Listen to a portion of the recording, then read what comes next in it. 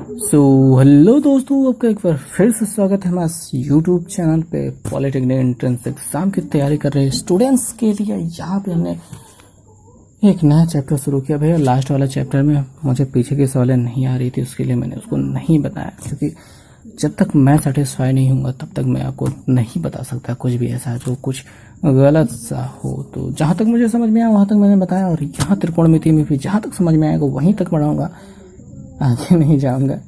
तो चलिए शुरुआत करेंगे आज इस पूरी किताब में बात को समझते हुए। तो भाई बता दूं कि यहाँ पे बहुत सारी थ्योरी लिखी गई हैं, बहुत ज़्यादा। वैसे हाई स्कूल में आपने इस थ्योरीज के बारे में पढ़ लिया था, बट अगर आपने नहीं पढ़ा तो इस वीडियो में आप जान जाएंगे उन सारी थ्योरीज के बारे में। यहाँ पे जितना कुछ भी मटेरियल दिया गया है वो सारा कुछ समझ में आएगा। बट यहाँ पे मैं आपको ये पढ़ पढ़ के एक एक थ्योरी नहीं भी एक्सप्लेन करने वाला हूँ।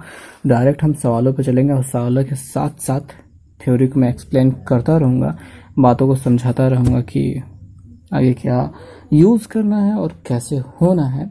So let's start the question number first. तो पहला क्वेश्चन ये है कि 225 अंश 15 मिनट में समकोण है, मतलब कितने समकोण हैं, और ये 15 मिनट क्या है। तो भैया कोण जो होता है, कोण के बारे में आपको, एंगल के बारे में तो पता ही है। एंगल में जो है दो नापने के तरीके होते हैं, एक अंश होता है, दूसरा रेडियन होता है।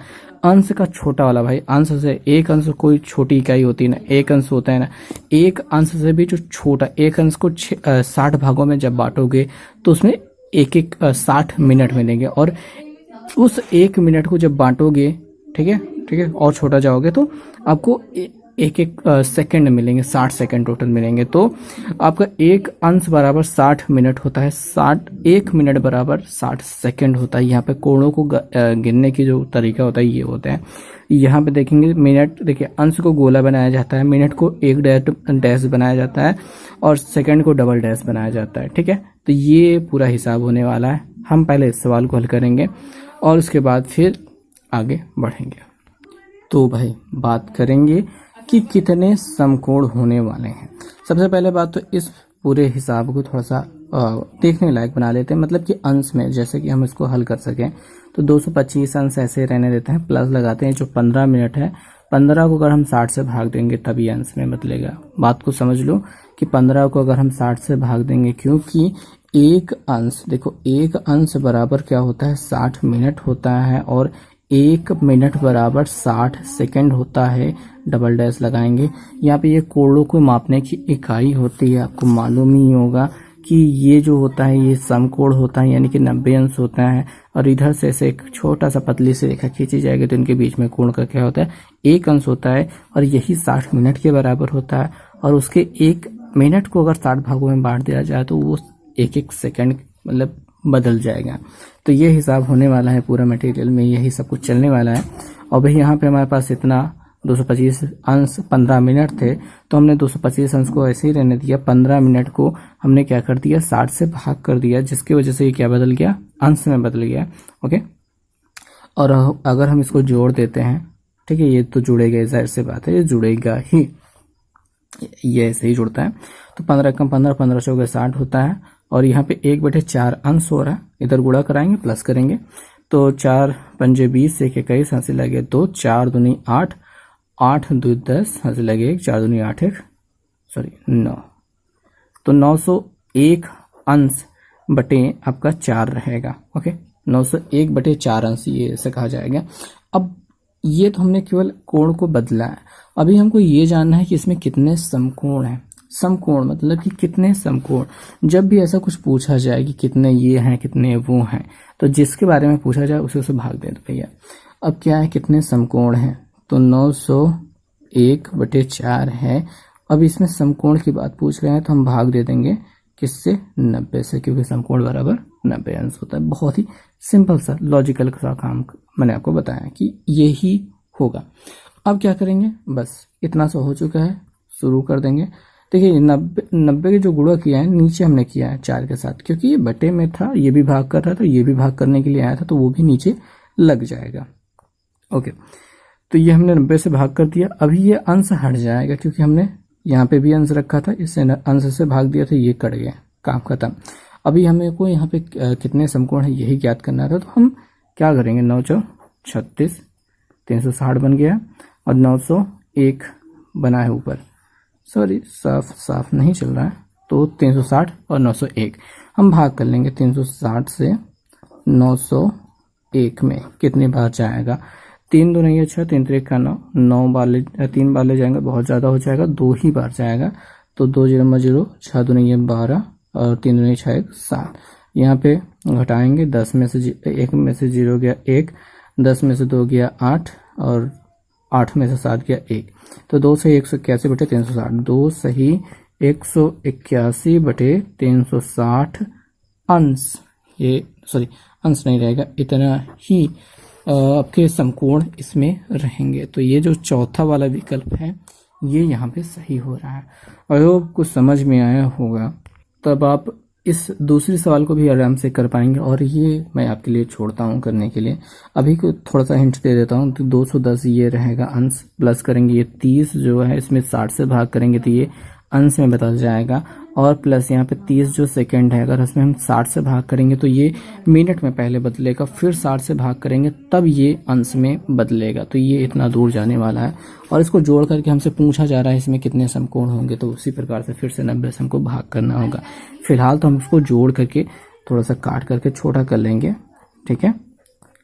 60 दूनी 120, 120 लघुत्तम आ जाएगा, थोड़ा सा गुणा भाग कीजिएगा और उसके बाद फिर 90 से भाग कर दीजिएगा, जिसके बाद आपको मिल जाएगा कि इतने समकोण इसमें होंगे। थोड़ा सा कीजिए कैलकुलेशन, थोड़ा सा लंबा जाएगा लेकिन कीजिए, आएगा ये।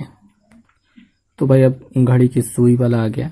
अब देखो भाई जितना कुछ मैंने यहाँ पे समझाया बातों को, आप इसमें जो पूरा एक पेज में दिया गया है उसको आप देख करके पढ़ सकते हैं, समझ सकते हैं, उसमें वो चीज़ें सेम टू सेम लिखी गई है, पर मैंने यहाँ पे समझाने के लिए आपको तरीके से समझाया है।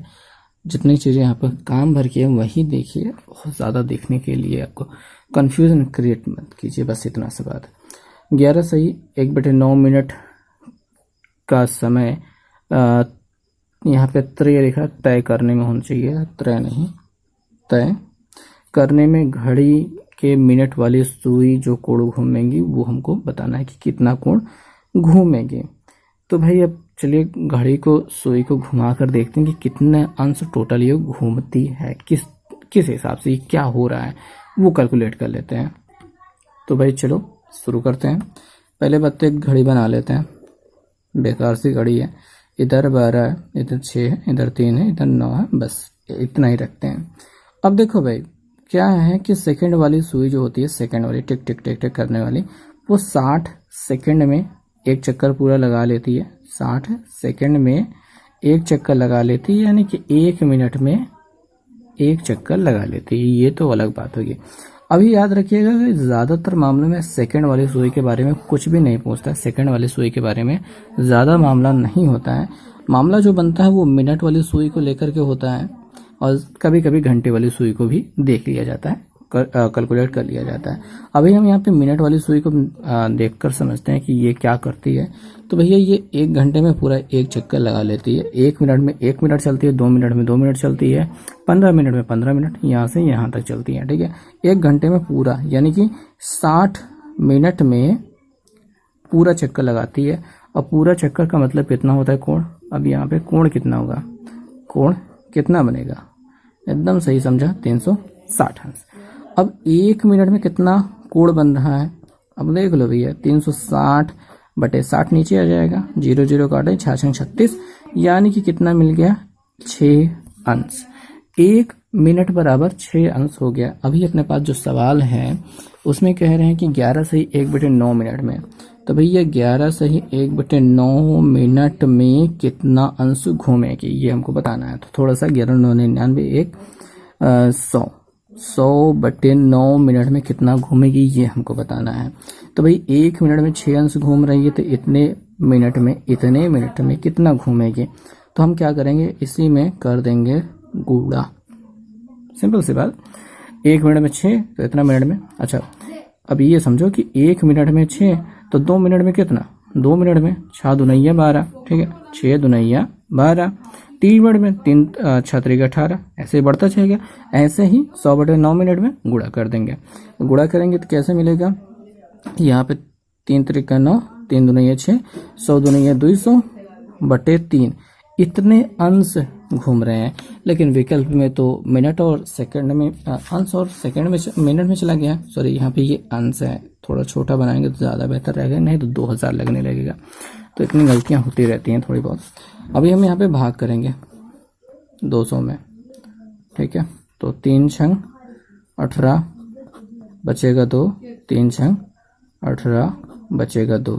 तो यहाँ पे 66 सही 2/3 हो गया। 66 अंश तो ये हो गया, प्लस 2/3 को 2/3 भी अंश में होगा, इसको अलग से रख लो।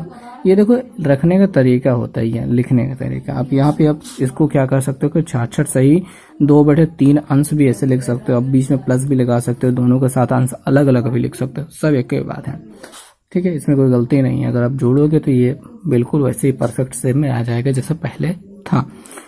देखो 66 यही है, गुणा करो फिर 2 को जोड़ दो, क्या मिलेगा आपको? 200 मिलेगा पक्का मिलेगा। 36 का 18, देखो यही तो करोगे ना। 3 छंग 18 का 8 से लगे 1, 3 छंग 18 1 19, 2 जोड़ दो भैया। 198 में जोड़ोगे तो 200, 200/3 फिर से मिलाना, यानी कि काम वही चल रहा है, इसमें कोई गलती नहीं है। अच्छा, यहाँ पे गलती अब थोड़ा सा क्या करना है कि ये जो अंश था इसमें हम 60 से गुणा कर देंगे। एक अंश बराबर क्या होता है? 60 मिनट होता है। तो यहाँ पे 2/3 अंश बराबर क्या होगा? 2/3 अंश बराबर क्या होगा? 2/3 में गुणा कर देंगे 60 से। तो 3 दूनी 6 हो जाएगा, 20 दूनी 40 मिनट। तो यहाँ पे हमको क्या मिला कि 66 अंश तो हो गया और ये 40 मिनट हो गया। तो 66 अंश 40 मिनट हमारे पास क्या हो रहा है? कोण हो रहा है, बनाना है, जो उसके बीच में बन रहा है। तो उम्मीद है समझ में आया होगा कि क्या हो रहा है यहाँ पे। अब हम यहाँ पे बात करेंगे, यदि कोई परिक्रमी रेखा 1050 अंश का कोण घूम चुकी है तो उसकी स्थिति क्या है। यहाँ पे प्रथम, द्वितीय, तृतीय, चतुर्थ पाद की बात कर रहे हैं, तो बातों को हम समझेंगे। और वैसे मैं इसको बहुत बार समझा चुका हूँ और चतुर्थांश में आप बना करके देख चुके हैं, बहुत सिंपल सा लॉजिकल सी बात है। तो चलिए पहुँचते हैं, देखते हैं क्या कर सकते हैं इसमें। तो भाई इसको घुमाना है। घुमाने के लिए पहले हम ये देख लेते हैं कि घूमना कितना है भैया। ये चतुर्थांश होता है। अभी आप लॉजिकली मालूम है आपको बहुत पहले से कि ये फर्स्ट, सेकेंड और ये थर्ड होता है और ये फोर्थ होता है। निर्देशांक ज्यामिति में भी ये मिलता है और आपका कोण को घुमाने में भी यही मिलता है। जब प्लस माइनस थीटा करते हैं, साइन 90 माइनस थीटा बराबर आप कॉस थीटा लिखते हैं, तब पर भी ये आप कैलकुलेट करते हैं और वही का हिस्सा ये बड़ा हुआ हिस्सा है। अभी आपसे जब पूछ लिया जाता है कि आप बताओ भैया कि साइन 120 अंश का मान कितना होगा, तो आपको तो नहीं मालूम होता है। तो हम क्या करते हैं, इसमें क्या करते हैं कि हम इसको लिखते हैं साइन 90 प्लस 30 अंश। 90 में 30 जोड़ोगे 120 मिलेगा ना। तो हमने तोड़ा। अब क्या हो रहा है कि 90 प्लस 30 किस चतुर्थांश में जा रहा है? सेकंड वाले में। और हम यहाँ पे जानते हैं कि ACTS ये बताया कि नहीं बताया आपको? हाई स्कूल में आपने पढ़ा होगा, नहीं पढ़ा होगा तभी आप समझ लो, अभी थोड़ी देर बाद और डिस्कस की जाएगी। तो पहले बात तो हमने जाना कि कार्तीय तल में कोणों को दिखाया जाता है। यहाँ पे 0 अंश होता है, यहाँ पे 90 होता है, जाहिर सी बात है 90 दिखाई दे रहा है। यहाँ पे 180 होता है और यहाँ पे 270 होता है और यहाँ पे फिर से पहुंच करके 360 हो जाता है। ठीक है, एक चक्कर पूरा गोल गोल घूम लिया, 360 है नहीं, लौट के बुद्धू घर को आए। फिर अगर 272 घूमना चाहोगे तो ऐसे 720, 36 दूनी 72 होता है, तो 720 घूमेगा तो यानी 2 चक्कर लगा के लौट के बुद्धू घर को आए, यानी वही जगह पे फिर से पहुंच गए। अभी अपने पास इतना लंबा जो कोण हो रहा है, अब यहाँ पे आप देख ही रहे हो कि 720 हो चुका है, 36 दूना 72 हो गया। ठीक है, 36 दूना 72 हो गया, यानी 2 बार घूम चुके हो, अभी भी यहाँ तक लिमिट में नहीं पहुंच पाया। एक बार और घूम के देख लेते हैं। अभी इसमें देख लेते हैं कितना बचा हुआ है, क्योंकि अपने पास 1050 है और हमने 2 बार चक्कर लगा करके यहाँ पे पहुंच गए हैं। ठीक, तो यहाँ पे 0, यहाँ पे कितना बचेगा? 3 बचेगा और 10 में से 7 गया 3, 330 बचा है, 330 बचा है बस। ठीक है, तो यानी कि यहाँ से यहाँ तक चलोगे 180, यहाँ पे 270 और यहाँ तक आगे जाओगे तो 300 तक पहुंचोगे और ये पे 360 होता है, यानी वापस थोड़ा सा पहले यहाँ पे रह जाओगे। 330 घूमने का मतलब बस ये देना होगा कि हमने 1050 अगर हमको चलना है तो एक बार घूमे 360, दूसरी बार घूमे 720, तीसरी बार घूमे तो भैया यहाँ पे गोल गोल घूमते घूमते पहुंचेंगे अपने पास 330 तो बचा है, और ज़्यादा कहाँ जाओगे। तो 180 270 पार किए, 270 और 360 के बीच में इस चतुर्थांश में रह गए। ये कौन सा है, चौथा चतुर्थांश है। तो यहाँ पे आपने चतुर्थ पद में आप रह गए हो। यही सेम चीज में साथ में अगर माइनस लगा दिया जाता तो क्या करते आप, तो वही बस कैलकुलेट करते हैं, लेकिन अब की बार माइनस है तो रिवर्स गियर में चलेंगे। कैसे रिवर्स गियर में चलेंगे भैया, एक चक्कर लगाया 360, दो चक्कर लगाया 720, अभी कितना बचा है, अभी 330 बचा है। तो यहाँ से ये देखो 180 घूमे हैं, 270 घूमे, 330, यानी कि चतुर्थांश में पहुंच गए, पहले में पहुंच गए। तो ये प्लस रहेगा कि माइनस रहेगा कि आपको कैलकुलेट करना है। और यहाँ पे कितना कितना होने वाला है, 1000 से 2000 के बीच में ऐसा कुछ दे रहा है, तो किस जगह पे पहुंचा रहा है, आपका स्टैंड पॉइंट क्या हो रहा है, आप कहाँ पे पहुंच रहे हो, ठीक है। तो वो आपको खोजना है ऐसे गोल गोल घूम करके, आपको बहुत ज्यादा ना कुछ नहीं देखना है, बस यहाँ पे 36 गुना 72, ठीक है, 360 एक चक्कर, ओका दुगुना हो गया 720 हो गया, ठीक है। और ज्यादा करना चाहो तो एक बार और देख लो, जोड़ करके देख लो, 6 2 8 हो गया, 7 3 10, यानी 1080 पहुंच गए। जब 3 चक्कर पूरा करोगे तो 1080 पहुंच गया। अब इससे भी ज्यादा बड़ी गिनतियां नहीं देंगे, बड़े आराम से आप खोज सकते हो कि आप किस चतुर्थांश में यानी किस पद में स्थित हो। अभी हम बात कर रहे थे इसमें कि ये जो बदलाव हो रहे थे इसकी, तो इसके बदलाव के लिए अभी आपको त्रिकोणमिति में बहुत सारी जानकारी आगे मिलने वाली है, तो हम उस समय बात करेंगे। वैसे हाई स्कूल में संभवतः इसको बताया गया था, वैसे इंटरमीडिएट की क्लास में जो हम पढ़ा रहे हैं उसमें भी हमने इसको समझाया ही है थोड़ा बहुत, ठीक है। लॉजिकल बातें अब बाद में कर लेंगे, फिलहाल अपने कोण को घुमाना सीख लिया। अब अगले प्रश्न पे हम चलेंगे। तो भाई पांचवी जो सवाल है बिल्कुल वही की वही है, माइनस में है, तो आप उसको कर लीजिए। हम छठी सवाल में चलते हैं। यदि कोई परिक्रमी रेखा यानी चक्कर लगाने वाली रेखा n चक्कर लगाकर अपने प्रारंभिक स्थिति में आ जाती है तो वह कोण घूमी है, वो कितने कोण घूमी है ये बताना है भैया।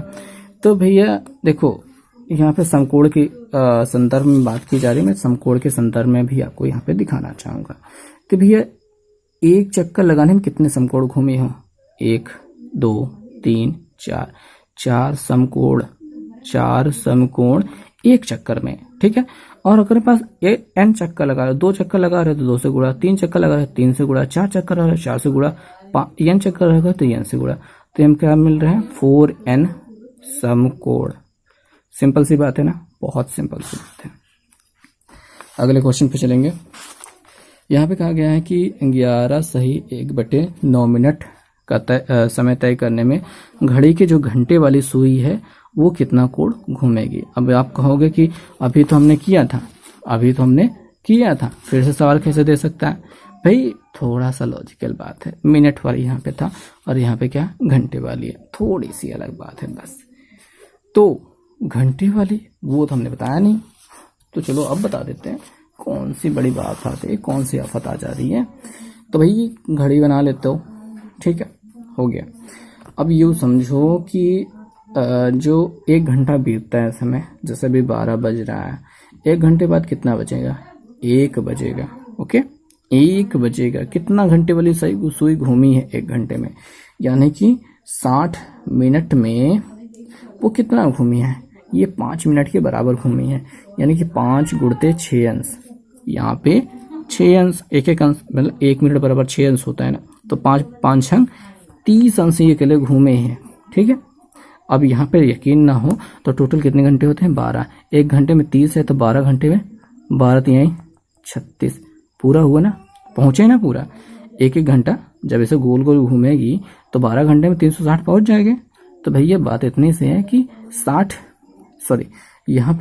60 मिनट जब पूरी मिनट वाली सुई चक्कर लगा लेगी तो घंटे वाली सुई कितनी जाएगी, केवल 5 मिनट जाएगी, और इस 5 मिनट में वो 30 अंश का कोण घूमेगी, यानी 60 मिनट में जो घंटे वाली सुई हो रही है, घंटे वाली सुई वो कितना जा रही है, 30 अंश। तो 1 मिनट में कितना जाएगी भाई, 1 मिनट में कितना जाएगी, तो 30/60 काट लो भैया, कितना मिल गया, 1/2 अंश। बस भैया याद रखो, जो मिनट वाली सुई होती है वो 1 मिनट में, ठीक है, 1 मिनट में जाती है 5 अंश, और जो घंटे वाली सुई होती है वो 1 मिनट में जाती है 1/2 अंश। ये इंपॉर्टेंट बात हो गई है, तो इसको आप रट सकते हैं। सॉरी, यहाँ पे 5 अंश नहीं 6 अंश होना चाहिए, मैंने गलती कर दिया। तो 6 अंश और यहाँ पे 1/2 अंश। अब हमारे पास जो सवाल है उसमें क्या कहा जा रहा है, 11 से 1/9, जिसको हमने तभी कर दिया था 100/9 मिनट की बात की गई थी। तो अभी क्या है, 1/2 अंश 1 मिनट में जा रहा है, तो हम क्या करेंगे, इतने मिनट में कितना जाएंगे, 100/9 गुणते 1/2 अंश बन गया है। गुणा करा दो भैया, वैसे इसको काट दो, 50 हो जाएगा, 50/9। अब भाग करो भाई, आपकी मर्जी है, जितना सही बटे लाना हो वो लाओ। मिनट सेकंड सब में जाओ। 1 मिनट दिखाई नहीं दिया था क्या, दिखाई दिया था, ठीक है। तो हम यहाँ पे भाग करेंगे 9 से। अच्छा ठीक है, एक बार कर देते हैं, 9 9 81 और ज़्यादा हो गया, 9 5 45 बचेगा 5, तो 5 सही 5/9।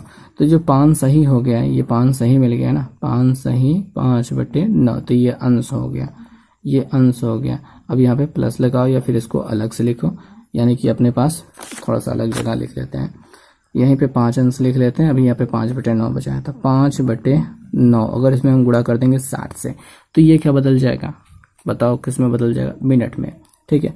3 से काटेंगे, 3 3 3 दूनिया 6, 5 दूनिया 10, सॉरी 200, 20 पंजे 100/3।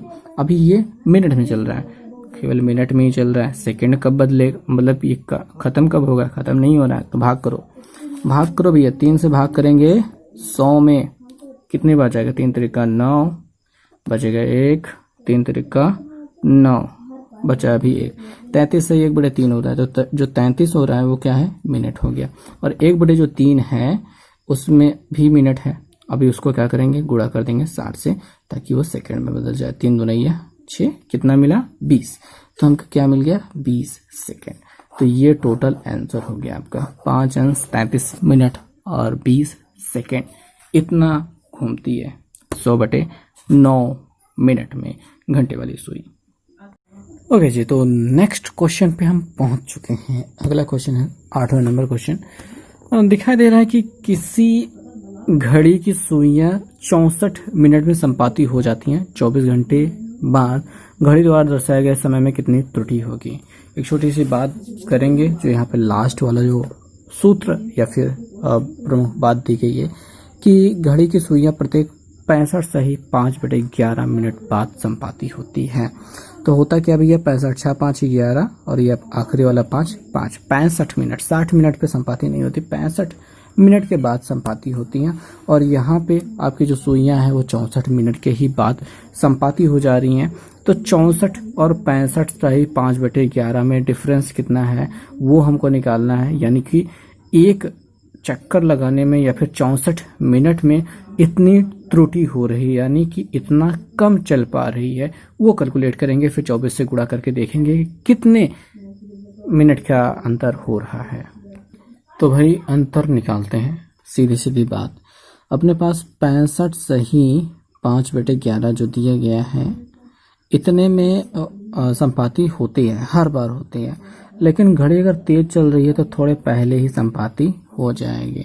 तो यहाँ पे डिफरेंस निकालेंगे। देखिए 65 में 64 को घटा देंगे तो आपको मिलेगा 1, और ये 5/11 ऐसे रहेगा। ये ऐसे ही घट जाता है भाई, याद रखना कि ये घटाना ऐसे हो जाएगा। आप ये गुणा करके जोड़ के घटा के फिर से करोगे तब पर भी यही मिलेगा। तो याद रखो थोड़ा शॉर्टकट है, अच्छे से चला करो। ये 65 में 64 घटा दो तो ये वाली गिनती से पीछे लिख दो, बस हो गया। ये घटाना हो गया, 11 कम 11 5 16/11 मिनट के जो है वो अंतर पड़ रहा है, त्रुटि हो रही है। कितने में हो रही है, अभी तक हम 64 मिनट का समय पूरा कर चुके हैं, तो ये हो रही है 64 मिनट में जो देरी या त्रुटि हो रही है वो 16/11 मिनट की हो रही है। इतना समझ में आ गया होगा। ओके, अब आगे बात करेंगे, हमें 24 घंटे की बात कर रहे हैं, तो यहाँ पे मिनट 64 मिनट के हो रहे हैं। हम पहले 1 मिनट का निकाल लेते हैं। 1 मिनट का निकालेंगे तो हम 16/11 गुणते यहाँ पे 64 आ जाएगा। बस इसको यहीं पे छोड़ेंगे, अभी काटने वाला काम हम बाद में करेंगे। ये 1 मिनट में त्रुटि की बात हो गई है। अभी हमको 24 घंटे काम करना है, घड़ी को चलाना है। 24 गुणते 60 करेंगे, तब ये हमको पता चलेगा 24 मिनट, 24 घंटे का मतलब यानी 24 गुणते 60 मिनट में कितना डिफरेंस हो रहा है। तो 16 बटे यहाँ पे 11 है गुणते 64 है, और यहाँ पे गुणा कर देंगे, ये 24 ऊपर से गुणा हो जाएगा और 60 के यहाँ चला गया, यहाँ पे ऊपर जाएगा। अब काटेंगे, 16 चौके 64 होता है, 4 छंग 24 होता है, और यहाँ पे 6 मिला है, सॉरी यहाँ पे थोड़ा सा खराब हो गया, और हमको मिलेगा 6 छंग 36 बटे 11। तो यहाँ पे हमको 360 बटे 11 मिल गया है। इतने मिनट का क्या हो रहा है यहाँ पे, गैप हो रहा है, कमी हो रही है, त्रुटि हो रही है। हम यहाँ पे भाग करेंगे, 11 तिहाई 33, 3 बचेगा, और 11 दूनी 22, 11 दूनी 22 बचेगा 8। तो 32 सही 8 बटे 11 मिनट का जो हो रहा है वो आपका कमी हो रही है, मतलब त्रुटि हो रही है। अब ये सवाल तो आप देख ही रहे हैं, इसका ऑप्शन भी आपको मिल गया है, 32 सही 8 बटे 11, ये डी वाला ऑप्शन आपका उत्तर है। और उसके बाद अगर हम चलेंगे 9वें सवाल पे, कहा गया है एक घड़ी के मिनट वाला हाथ मिनट वाला हाथ घंटे वाले हाथ से 12 बजे मिलता है, तो कितने मिनट बाद वो दोनों पुनः मिलेंगे। भाई जितना भी 65 सही 5 बटे 11 मिनट की बात ही फिर से संपाती होते हैं। मिलने का मतलब होता है 12 बजे जैसे होता है ना, 12 जब बजते हैं तो संपाती होते हैं, यानी कि मिलते हैं। ऐसे ही मिलने वाला जो हिसाब हो रहा है वो 65 सही 5 बटे 11 मिनट पे हो रहा है, तो दूसरा वाला विकल्प सही है। ये फॉर्मूला है, याद कर लो, ट्रिक है, याद कर लो, जो कुछ भी है याद कर लो, बस याद कर लो।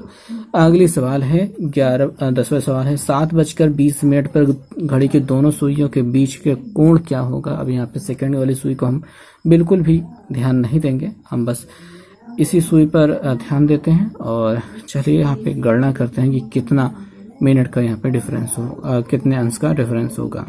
तो भाई अगर हम यहाँ पे घड़ी बनाते हैं तो 12, 6, 3, 9, यहाँ पे 4, यहाँ पे 5 और यहाँ पे 7।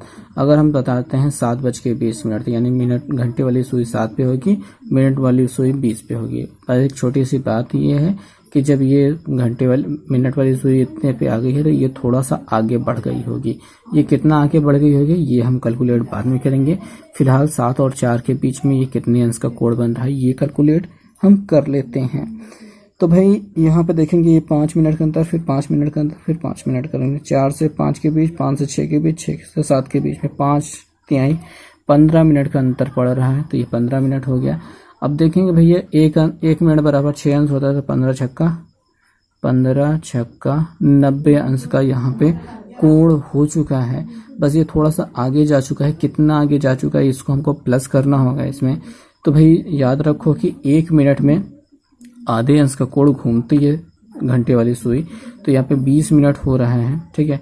1 मिनट पर कितना हो रहा है 1/2 अंश, तो 20 मिनट पे क्या करेंगे तो 20 गुणते 1/2 कर देंगे तो हमको 10 अंश मिल जाएगा। ये 10 अंश आगे की ओर बढ़ा है, यानी कि ये जो कोण बन रहा था अभी चौड़ा हो चुका है। कितना चौड़ा हुआ है 10 अंश, जोड़ देंगे कितना मिल गया हमको 100 अंश, दोनों के बीच में डिफरेंस हो रहा है। वैसे मैं आपको सूत्र बता देता हूँ। ओके जी, तो सिंपल लॉजिक वाली बात बताते हैं। सूत्र क्या है, थोड़ा सा महंगा पड़ जाएगा, थोड़ा सा मुश्किल पड़ जाएगा, जस्ट बिकॉज कि अगर ये देखेंगे 6 से पहले है, ठीक है, या फिर थोड़ा सा डिफरेंट आपको मुश्किल तो मिल ही जाएगा। अगर ये मिनट वाली सुई आगे की ओर जाती है तो कन्फ्यूजन सब हट जाता है, फॉर्मूला बहुत ज़्यादा डिफ़िकल्ट बन जाता है। तो आपको ये जो तरीका मैंने बताया, इस तरीके से आप बहुत आसानी से सभी कोणों को निकाल सकते हैं। संभवतः ये आसान ही होगा। अगर मैं 7:40 पर इन दोनों के बीच के कोण को निकालने का प्रयास करूं तो आप देख सकते हैं जैसे कि ये 12, 6, 3, 9 देख रहे हैं, इतनी स्पीड से आप कर पाएंगे बहुत तेज़ी से। 7, 8, अब मैं बात कर रहा हूँ 7:40 की, तो इतना कुछ होगा सिस्टम। 7 पे ना रह करके थोड़ा सा आगे आ चुका होगा, बट देखेंगे अब यहाँ पे इस कोण को हमको कंसीडर करना है, यानी जांच करनी है कितने अंश का कोण है ये। वैसे हम अगर इसकी बात करें तो ये 5 मिनट का डिफरेंस हो रहा है। 40 मिनट पे मिनट वाली सुई है, 7 पर है घंटे वाली सुई।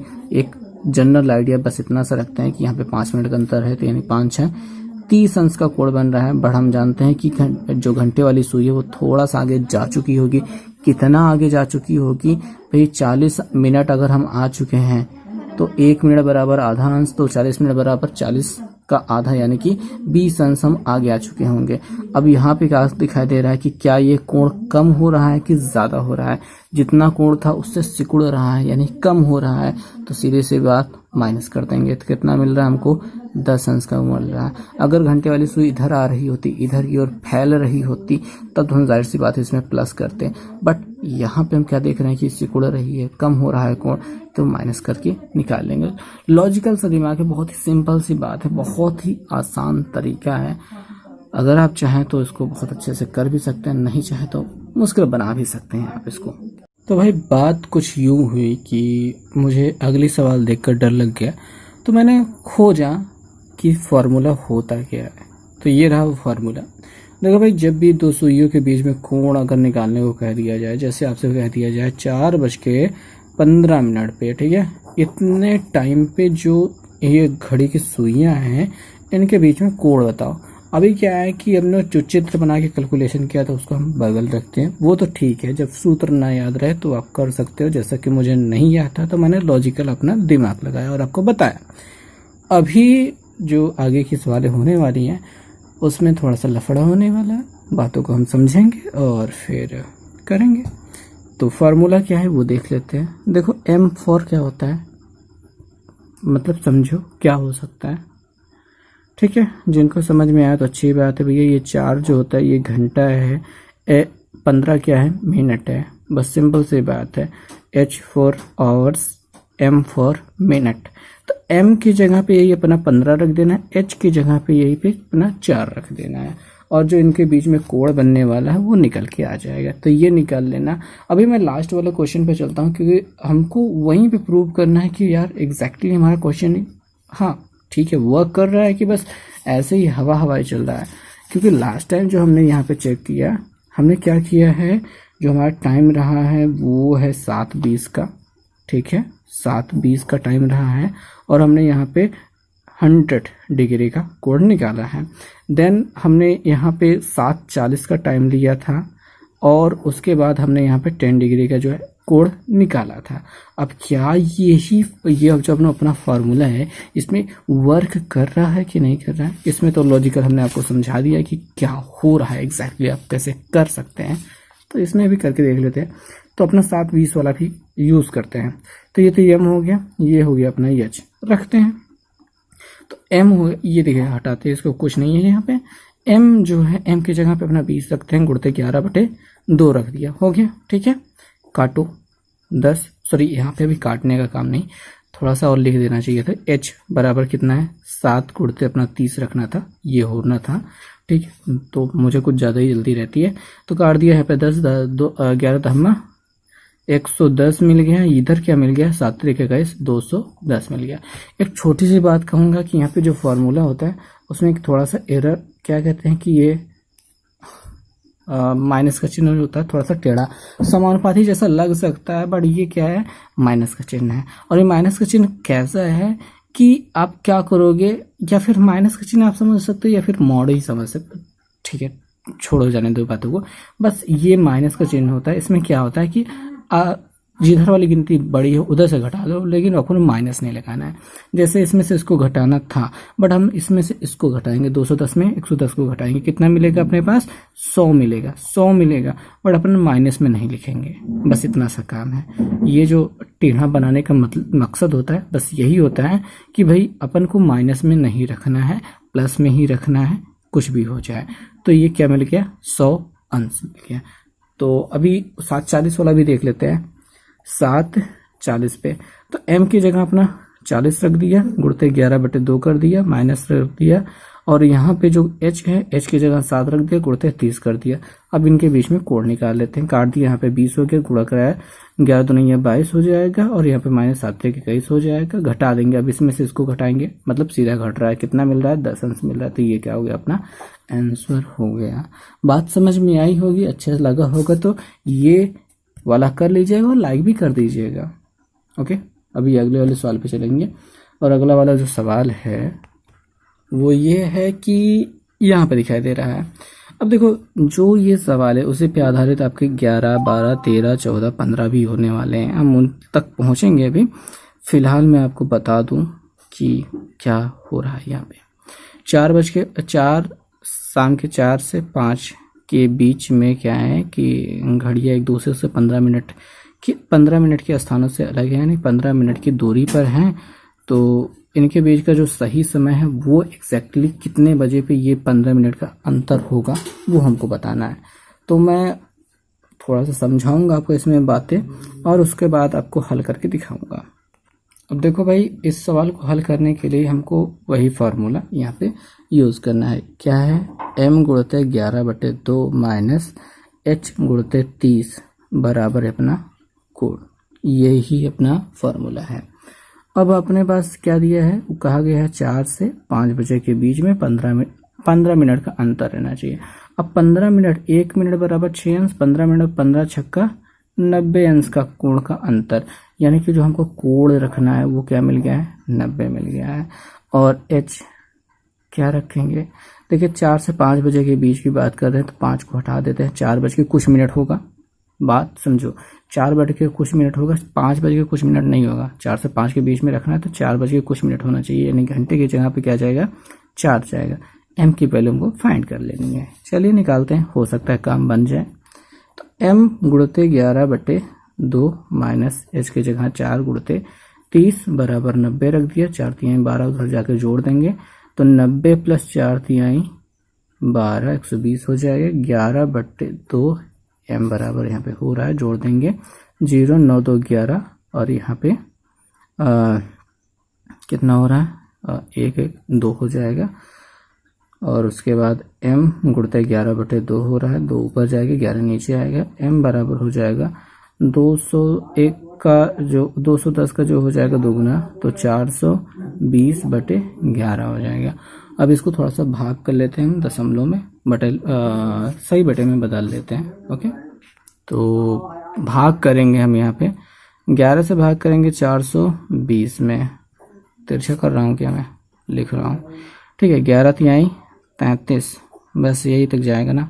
आज लेंगे 12 में से 3 गया 9, 12 में से 3 गया 9, सही तो किया है, ये कट जाएगा 0, 11 8 88, ये बचेगा कितना? 2, 38 सही 2/11 क्या हो गया?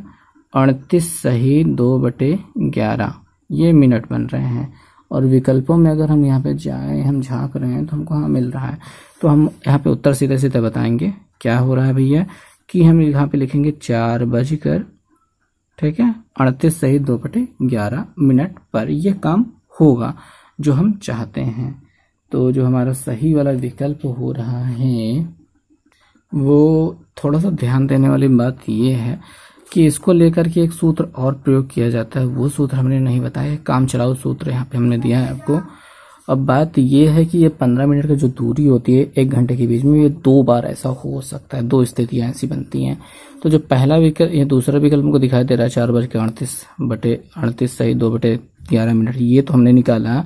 बट एक्चुअली में होता ये है कि 4:05 सही 5/11 मिनट पर भी ये अपन होंगे संपाती, मतलब 15 मिनट की दूरी पर, क्योंकि यहाँ पे इसके साथ में ये भी दिया गया है, यानी सेम टू सेम दिया गया है। तो थोड़ा सा देखने वाली बात है, याद रखने वाली बात यह है कि 15 मिनट का जो डिफरेंस होता है वो 2 बार होता है 1 घंटे के बीच में, इस वजह से 2 उत्तर होना ज़रूरी है।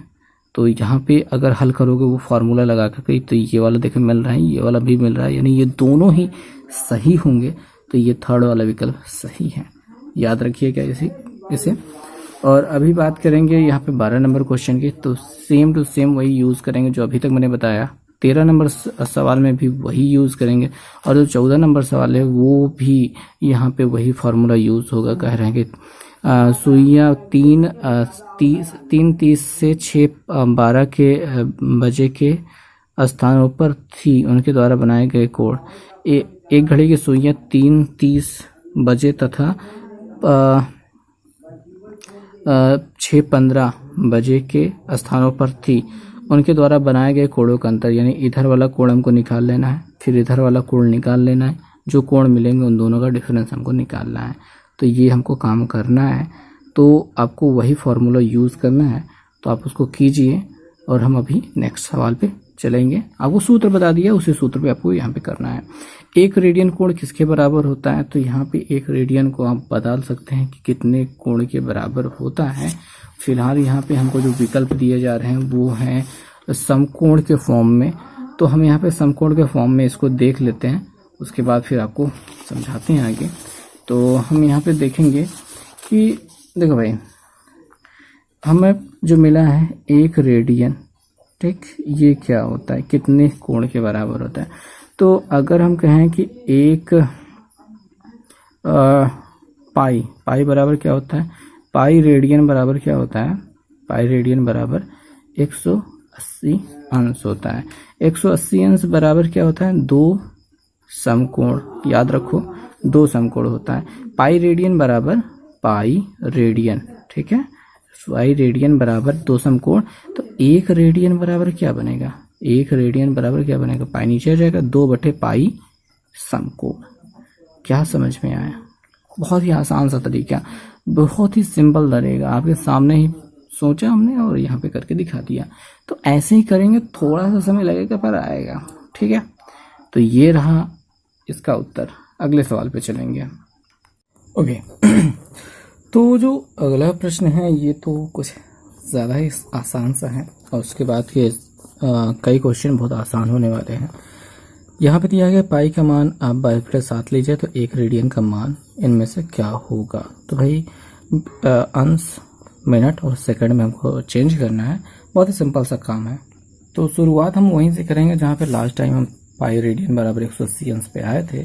तो अभी एक रेडियन बराबर, देखो यहाँ से हम समकोण में निकाले थे, बट यहीं से हम अगर निकालेंगे एक रेडियन, ठीक है, एक रेडियन बराबर 180 अंश बटे पाई मिलेगा। अभी यहाँ पे पाई की वैल्यू रख दो, तो 180 बटे 22/7 ऊपर चला जाएगा। ओके, 2 से कटेगा 11 मिल जाएगा, 2 से कटेगा 90 मिल जाएगा, 9 7 63, यानी कि एक 0 लग जाएगा, बटे 11 हो जाएगा। इतना आसान सा काम है, इतना समझ में आया होगा। ओके, ये क्लियर है। तो हम भाग करेंगे, क्या करेंगे, भाग करेंगे, 11 से भाग करेंगे 630 में, और आगे भाग जितना भी इधर मिलेगा वो अंश में लिख दिया जाएगा। और यहाँ पे विकल्प जो दिए जा रहे हैं 57 57 57 दिए जा रहे हैं, तो 57 अंश हो जाएगा। और जो सही बटे वाली गिनती है उसमें 60 से गुणा करेंगे, और उसके बाद जो मिलेगा फिर से 60 से गुणा करेंगे। तो ये वाला काम आप खुद से करने की कोशिश कीजिए, और आई होप आपको समझ में आ जाएगा, बहुत जल्दी ही उत्तर मिल जाएगा, एकदम क्लियर की बात है। तो क्लियर रखते हैं उस सारी चीज़ को, और आगे आ जाते हैं। इधर जो आगे के मान हो रहे हैं, 17 नंबर सवाल है। 7 पाई/6 है, इसका मान अंश में बताना है, बहुत ही आसान सा काम है। यहाँ पे 175 अंश 45 मिनट का रेडियन में मान क्या होगा। तो पहले बात तो मिनट को भी हमने चेंज करके, हमने पहली दूसरी सवाल ही तो पकड़ी थी। जी हाँ, हमने ये जो पहली सवाल पकड़ी थी यहीं से हमने चेंज किया था। उसके बाद समकोणों को जब निकालने के काम किया था, और हमने यहाँ पे कोणों को बदलने वाला भी काम देखा था कि कैसे हम अंश को रेडियन में, रेडियन को अंश में बदल सकते हैं। तो यहाँ पे अच्छा ठीक है, एक सवाल फिर से हम देख लेते हैं और उसके बाद फिर आगे चलेंगे। तो जैसे कि हम यहीं पे शुरू हो जाते हैं, ज़्यादा दूर नहीं जाएंगे, ठीक है। तो यहीं पे हम देख लेते हैं क्या दिखाई दे रहा है, कि हमको दिखाई दे रहा है 7 पाई/, ठीक है, चल नहीं रही है, 7 पाई/6 है। अभी यहाँ पे हम किससे गुणा करेंगे, जब हमको अंश में बदलना है तो हम गुणा करेंगे 180 अंश, ठीक है। अभी यहाँ पे रेडियन में है, एक छोटा सा तरीका ये भी समझ लो कि यहाँ पे अंश नहीं है, तो 180 अंश ऊपर होना चाहिए तभी अंश आएगा, और पाई नीचे होना चाहिए ताकि पाई से पाई को काट सको। अब यहाँ पे 6 त्रिक 18 हो रहा है, तो 7 त्रिक कितना मिल रहा है, 21, 210 अंश मिल गया ना। बहुत ही आसान से लॉजिकल सी बात है, बहुत ही आसान तरीका है।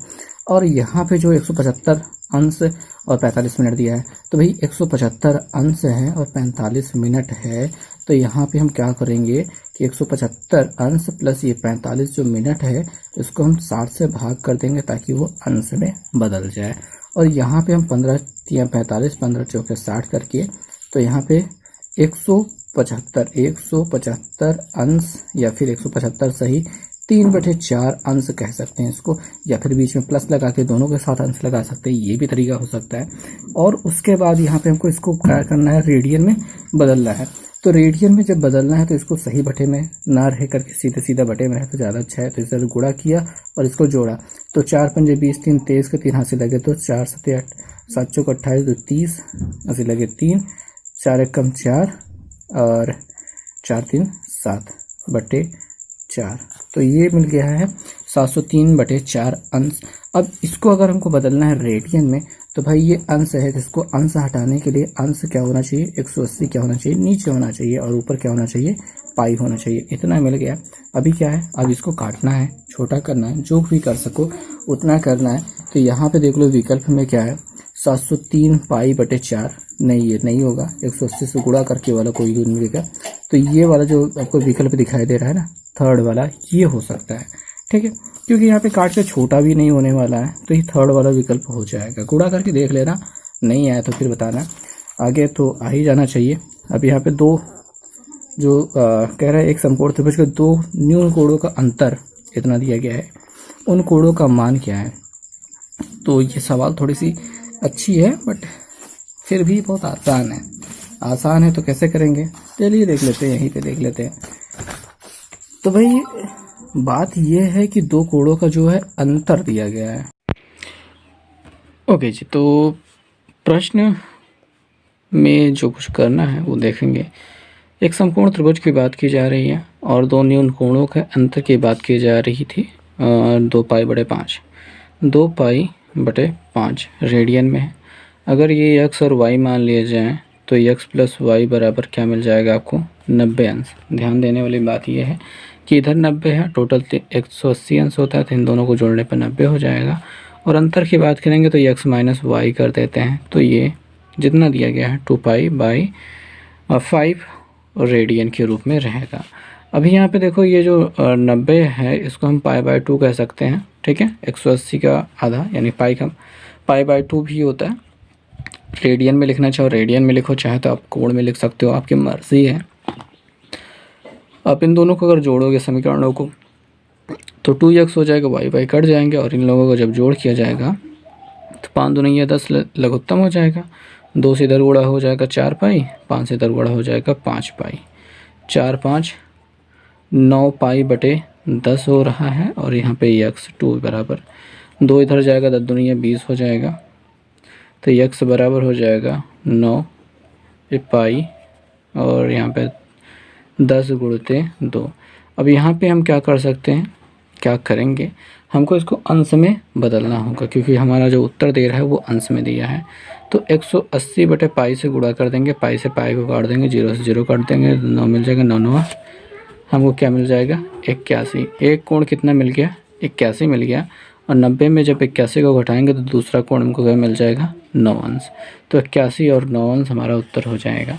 अब देखेंगे इसी आधार पर आपके आगे के जो सवालें होने वाली हैं तो वो भी सवालें इसी प्रकार से हैं। अब जिसके अंतर्गत 20 नंबर सवाल को अगर हम देखेंगे, कह रहे हैं समकोण त्रिभुज के दो न्यून कोणों का अंतर दे रहा है। तो न्यून कोणों का अंतर 20 अंश दिया है और उन कोणों के मान क्या है रेडियन में आपको याद करने हैं। तो यही जैसा समीकरण हमने बनाया है, हमने अंश रेडियन में ही पाई में ही बदल के रखा था। तो यहाँ पे आपको अंश में बदलना नहीं होगा, आपको पाई में ही उत्तर दे देना होगा। तो वैसे कर सकते हैं, बाकी अंश में बदलना चाहो अंश में बदल सकते हो। 21 नंबर सवाल थोड़ी सी इंपॉर्टेंट है, 2006 में आई भी थी। सवाल में कहा गया है कि त्रिभुज के अधिक कोण और संगत न्यून कोण का में 20 अंश का अंतर है और त्रिभुज के अन्य दो न्यून कोणों का अंतर कितना है, 59 है। तो न्यून कोणों में से एक न्यून कोण इनमें से कौन सा होगा। अभी यार सवाल तो है ठीक ठाक, चलो देखें कोशिश करते हैं कि कैसे आपको समझा सकते हैं इसमें। तो फिर अब सवाल को हल करेंगे। अधिक कोण की बात की जा रही है तो अधिक कोण बना लेते हैं, कुछ ऐसा रहेगा। और अपन यक्स मान लेते हैं, यहाँ पे वाई मान लेते हैं, यहाँ पे जेड मान लेते हैं, कोई ज़्यादा फर्क नहीं पड़ेगा। अपने पास जो अंतर हो रहा है अधिक कोण और न्यून कोण का, अगर x माइनस वाई कह दूँ तो यहाँ पे 20 अंश का अंतर कह देंगे। और न्यून कोणों का जो अंतर हो रहा है, अब न्यून कोणों में जो अंतर है, अब इसके संगत का यहाँ पे थोड़ा सा अर्थ बनता है कि बड़े अधिक कोण के जो संगत कोण तथा संगत न्यून कोण में 20 अंश का अंतर है। अब किस कोण के साथ इसका अंतर 20 अंश का है तो इसको नहीं दिया गया है। बाकी दो त्रिभुज, इन दोनों का जो अंतर है वो कितना दिया है, 59 दिया गया है। अभी यहाँ पे हम ले सकते हैं, मान लेते हैं y माइनस जेड ही ले लिया, तो हम यहाँ पे 59 अंश के अंतर के बराबर इसको कर देते हैं। अब न्यून कोण की बात याद करनी है, इनमें से एक न्यून कोण कौन सा है, तो जो यहाँ पे बात बनेगी, हम यहाँ पे किस प्रकार से हल कर सकते हैं। तो अगर इन दोनों को जोड़ोगे तो x माइनस जेड मिलेगा। अगर यहाँ पे देखेंगे हम इसको z माइनस वाई मान लें, ठीक है, इसको मान लेते हैं, तो भी तो यहाँ पे शायद प्रॉब्लम हो जाएगी, बिकॉज़ यहाँ पे देखें अधिक कोण के साथ y का 20 अंक का केवल अंतर है और z बड़ा नहीं हो सकता है y से, ठीक है। z कितना भी बड़ा हो जाए पर y से तो बड़ा नहीं हो पाएगा, संभावना यही है। तो यही वाला अपन चलेगा, y माइनस जेड बराबर 59 अंश। और अभी यहाँ पे इन दोनों को हल करना है, कैसे कर सकते हैं, अगर दोनों को जोड़ देते हैं तो y प्लस माइनस में कट जाएगा, x माइनस जेड बचेगा, x माइनस जेड बचेगा, वो कितना हो जाएगा, इन दोनों को जोड़ने पर 9 और 5 2 7 और ये 79 अंश हो जाएगा। अभी हमको इनमें से एक न्यून कोण का मान ज्ञात करना था, तो और यहाँ पे अगर बात की जाए x y और z तीनों का योगफल कितना हो जाएगा, 180 अंश। इसमें से अगर इसको घटा दिया जाए, इसको इसमें से घटा दिया जाए, तो x माइनस जेड है और बराबर कितना है, 79 है। अगर यहाँ पे माइनस कर देते हैं तो ये प्लस हो जाएगी, ये कट जाएगा, और यहाँ पर y प्लस 2z बराबर, इनको जोड़ने पर 9 और 7 15 और ये 259 आ जाता है। तो सवालों में बहुत ज़्यादा कन्फ्यूज़न सा भर गया है, लेकिन जो सही काम करना चाहिए था वो तो हमने किया ही नहीं, ये गलत तरीका हमने अपना लिया है। यहाँ पे देखेंगे x plus y plus z बराबर 180 है, अपना पहला समीकरण ये बना था, दूसरा समीकरण ये बना था और हमको इसको हल करना था। अब कैसे भी कैसे हल करना है, तो इनमें से डायरेक्ट लाते हैं, यहाँ से x का मान निकालते हैं जो कि यहाँ पे रख देंगे। हमको यहाँ से क्या मिलेगा, x बराबर 20 प्लस y मिल जाएगा। तो यहाँ पे x की जगह पे 20 प्लस y रख देते हैं, प्लस y इसको रहने देते हैं, प्लस z की जगह z को इधर भेज देते हैं, इसको इधर भेज देते हैं, तो z बराबर क्या मिल जाएगा, y माइनस 59 मिल जाएगा। तो यहाँ पे y माइनस 59 मिल गया है बराबर 180। ये सही तरीका होगा इसको हल करने का। y को जोड़ेंगे तो 3y मिल जाएगा और इसमें से जब इसको घटाएंगे तो माइनस 9 में से 0 गया 9, 5 में से 2 गया 3, बराबर क्या हो जाएगा, 180। ये इधर जाके जुड़ जाएगा, तो 3y इक्वल टू हो जाएगा कितना, 9 0 मिलकर 9 हो जाएगा, 8 3 11 हो जाएगा और ये 219, और ये ठीक रहेगा। 3 से काटेंगे, 3 से 21 और 3 3 का 9, तो y बराबर क्या मिल गया है, एक कोण तो हमको 73 मिल गया है। और अगर मैं बात करूं तो विकल्पों में 73 तो मिल नहीं रहा है, हम न्यून कोण दूसरे वाले की बात कर लेंगे। अब यहाँ पे y बराबर मिल चुका है तो हम x का मान निकाल सकते हैं, लेकिन x को तो हमने अधिक कोण माना था, यहाँ पे हम z का मान निकालेंगे। तो दूसरे समीकरण में या फिर ठीक है z बराबर यहीं पे हम इसको रख देते हैं, तो z बराबर यहाँ पे हमने रख दिया 73 माइनस 59, तो 13 में से 9 जाने पर हमें मिलेगा 4 और 6 में से 5 जाने पर 1, तो 14 अंश। ये करेक्ट आंसर है क्योंकि ये विकल्प में मिल रहा है। अब जब 22 नंबर क्वेश्चन की बात करें तो यहाँ पे हमको एक त्रिभुज के दो कोणों की वृत्ति माप रेडियन में दी गई है, तीसरे कोण का मान हमसे पूछ रहा है। तो भाई आप क्या करोगे कि त्रिभुज के तीनों कोणों का योगफल कितना होता है, 180 अंश, जो कि पाई के बराबर होता है। तो पाई में से आप इन दोनों को जोड़ करके घटा लो, बहुत सिंपल सा घटाना होगा, घटाने के बाद पाई के रूप में ही मान मिलेगा। तो आप क्या करोगे कि वहाँ पे उसको अंश में बदलने के लिए 180 बटे पाई से गुणा कर दो, तो ऐसे में क्या हो जाएगा, आपका पाई का मान 22/7 रख देना, हल करते जाना, मिल जाएगा उत्तर। तो यहाँ पे कोई भी एक हो सकता है, आप इसमें चुनाव कर लो। भाग करने की ज़रूरत है, वैसे मैंने आपको बताया है कि कैसे ये बदला जाता है, पीछे के ढेर सारे सवाल इस पर आधारित थे। अगले सवाल की बात करेंगे, 15 भुजाओं वाले बहुभुज के प्रत्येक कोण का मान समबहुभुज के प्रत्येक कोण का मान रेडियन में होगा, ये हमको जानना है। तो इस पे पहले सूत्रों को पहले हम समझ लेते हैं। तो भाई अगर बात करें समबाहुभुज की, तो ऐसा बहुभुज जिसके सभी कोण क्या होते हैं, बराबर होते हैं। ये सम त्रिभुज हो गया, सम चतुर्भुज यानी कि सम चतुर्भुज हो गया, ठीक है, वर्ग जिसको कह सकते हैं। सम पंचभुज में सभी भुजाएं क्या होनी चाहिए, बराबर। सम षष्ठभुज, उसमें सभी भुजाएं क्या होनी चाहिए, बराबर। ऐसे वाले को समबाहुभुज कहा जाता है जिसमें सभी भुजाएं बराबर होती हैं। तो अगर हम संदर्भ में हम कोणों की बात करें तो भैया अंदर वाला जो कोण होते हैं इसमें तो 180 होता है, इसमें 360 होता है, यहाँ पे डिफरेंट मिलते जा रहे हैं।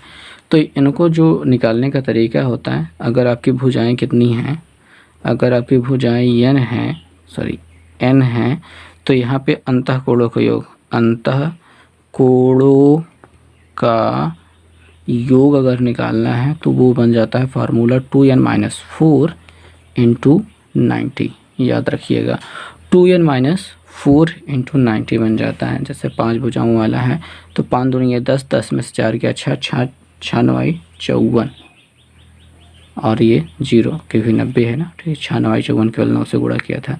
ऐसे 6 भुजाओं वाला है तो 6 दूनी 12, 12 में से 4 गए 8, 8 9 72, तो 720 अंश मिल जाएगा। ऐसी भुजाओं को बढ़ाते जाइए, कोणों का मान आपको बढ़ता जाएगा। तो ये तो हो गया भुजाओं का अंतः कोणों का योगफल, ठीक है, समबाहुभुज के।